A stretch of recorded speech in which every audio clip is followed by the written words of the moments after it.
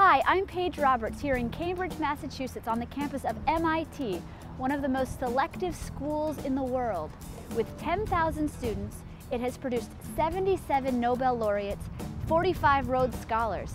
In addition, if you were to take the aggregate revenues of all of the companies founded by MIT alum, it would equate to the 11th largest economy in the world at nearly $2 trillion.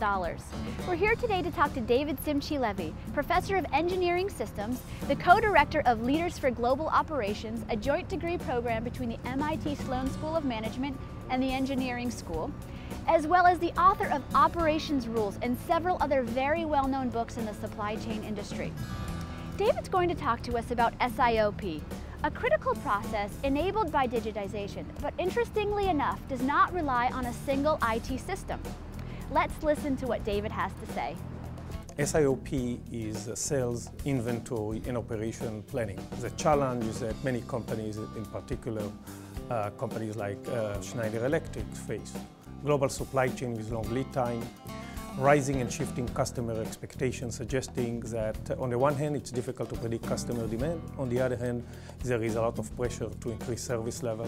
SIOP will include consistent processes across the entire organization. It develops a consensus plan, consensus inventory plan, demand plan, supply plan, product portfolio plan, and revenue strategy.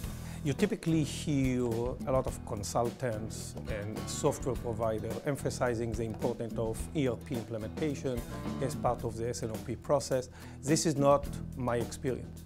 My experience is that an effective SNOP process includes a number of capabilities. First, capability for data extraction for multiple sources. And in particular, for a company like Schneider Electric, that grew out of many different mergers and acquisitions. You have different sources from different systems. The ability to extract data from all of them is an important challenge that a company has. The ability to develop a planning process and models that takes into account the various constraints in your supply chain in your business, the ability to collaborate, the ability to ask what-if questions and plan various scenarios, and finally, transparency and visualization is an important capability of any effective SNOP process, not the ability to have a common ERP system across the entire organization. Here is an example of a best-in-class SIOP, an SIOP process that I have worked on.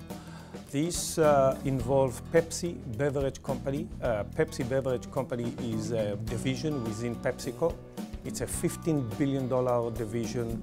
We focused in this work on North America. In North America, this division has more than 50 plants and about 300 distribution centers.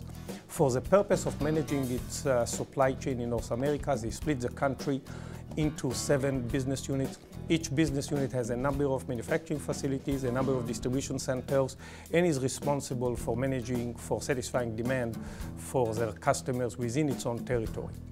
Their trucks log in every day more than 200,000 miles, so transportation cost is a large part of total supply chain cost, and there is a lot of focus on customer service. I started collaborating with PepsiCo in 2006 when they said that consumer preference is shifting from carbonated to non-carbonated drinks and from cans to bottles. But they said these newly preferred products are produced in limited number of plants. As a result, huge service problems during periods of peak demand. And so what we did, we developed a new SNOP process that brings together supply chain, sales, marketing, finance, manufacturing to discuss sourcing and pre-built strategies. We developed a network approach to optimize production decisions, inventory decisions, and transportation decisions. And we assign product to plants based on evolving market requirements. This implies that in different quarters, different plants will produce different products. We implemented this strategy using a 3-step process. We started small by focusing on one business unit. just to understand the process and to build confidence. Then we moved to another business unit all the way to the 7 implementation. 2 years after the implementation was completed, PepsiCo had a press release describing the impact of this S&OP process on its business. They said it allows us to reduce inventory and raw material by 6 million. You tell yourself 6 million reduction in cost for a $15 billion division is not much. They also said it allows us to reduce transportation costs by 2 percentage points. That's huge. And the most important observation was that it provided an additional 12 million cases available to be sold due to reduction in warehouse out of stock. You ask, what does this mean? The press release said, this reduction in warehouse out of stock level effectively added 1.5 production line worth of capacity to the firm's supply chain with 0 capital expenditure. This is the power of an effective S&OP. The ability to do more with the resources that you have, the ability to increase service, match supply with demand, and therefore increase revenue.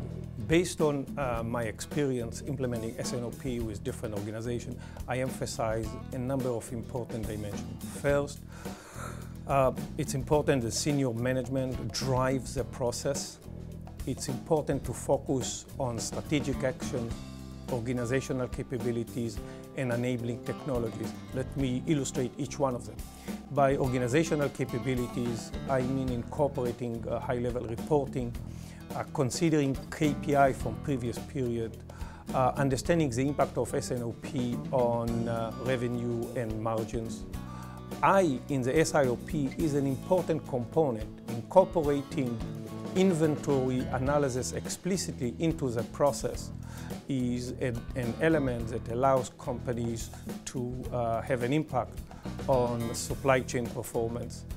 Incorporating constraint planning and optimization is critical because it allows the organization to identify possible bottlenecks. As companies think about implementation of S&OP, they try to compare S&OP to SIOP. In an S&OP process, inventory decision is an afterthought. Once you identify demand plan and supply plan, you try to understand the impact on inventory in your business. This is not appropriate for a lot of organizations where inventory will have a critical impact on business performance. Let me summarize my key observation about S&OP processes. The first is that in the old days, S&OP was driven by the supply chain people with almost no involvement from business leaders. Today, S&OP is driven by senior executives in charge of the entire business. The second important characteristic of an effective S&OP is the ability to segment the business by product, by customers, by region, different segment, different processes. As a result, there is a need to understand the segment and to match the supply chain strategy with the segment characteristics. And finally, what I found to be critical for a successful supply chain strategy is the importance of reducing complexity within the business. Complexity has a cost associated with it. In most cases, this cost is hidden from supply chain as business executive. If you can reduce complexity, you significantly reduce cost in your supply chain.